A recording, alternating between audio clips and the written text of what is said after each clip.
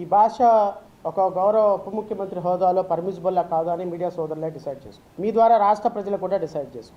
అక్కడ కూర్చున్నటువంటి ఒక 10,000 మంది 20,000 మంది క్రౌడు మాత్రమే కాదు, ఒక ఉప ముఖ్యమంత్రి గారి స్పీచ్ రాష్ట్ర వ్యాప్తంగా కొన్ని కోట్ల మంది ప్రపంచవ్యాప్తంగా చూస్తారు అన్నటువంటి సోయ ఈ మనిషికి ఉందో లేదో నాకు అర్థం కావదు. ఎవరు చెప్పారు మీకు సార్ పలానా వాళ్ళు వెనక రౌడీలు ఉన్నారు అని?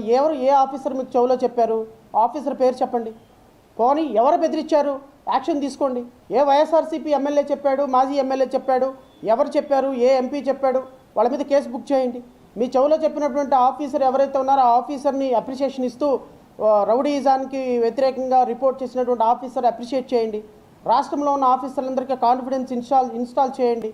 రాష్ట్రంలో ఉన్నటువంటి రౌడీలు ఎవరెవరు ఎలా ఉన్నారు వాళ్ళందరి మీద కేసులు బుక్ చేయండి. వాళ్ళందరినీ లోపలేయండి. ఏ ఒక్క పారిశ్రామికవేత్త ఈ రాష్ట్రంలో రాకుండా భయపడకుండా వాళ్ళకి ఒక కాన్ఫిడెన్స్ ఇవ్వండి.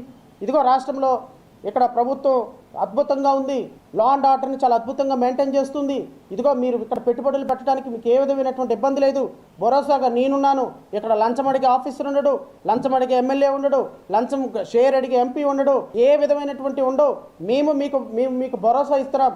గత ప్రభుత్వం చేసింది, ఈ ప్రభుత్వం చాలా అద్భుతంగా పనిచేస్తుందని ఎవరున్నారో XYZ మాట్లాడేటప్పుడు స్పష్టత, మాట్లాడే ముందు ఒక ఆలోచన ఉండాల్సినటువంటి బాధ్యత కలిగిన పదవిలో ఉన్న మీరు ఇంత చవకబారుతనంగా ఇంత చీప్గా మాట్లాడితే అసహ్యంగా ఉంది ఉప ముఖ్యమంత్రి అని చెప్పుకోవటానికి. ఎందుకు అంటే కాంట్రాక్టుల్లో షేర్ అడుగుతుంది మీ కూటమి ప్రభుత్వంలో ఎంపీలే నాయన. పవన్ కళ్యాణ్ కాస్త సోయించుకొని మాట్లాడు.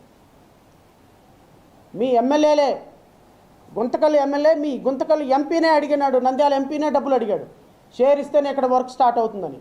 ఇది మీ రాష్ట్రంలో ఉన్నటువంటి ఎమ్మెల్యేలు, తెలుగుదేశం, బీజేపీ, జనసేన కార్యకర్తలు, ఎమ్మెల్యేల పరిస్థితి.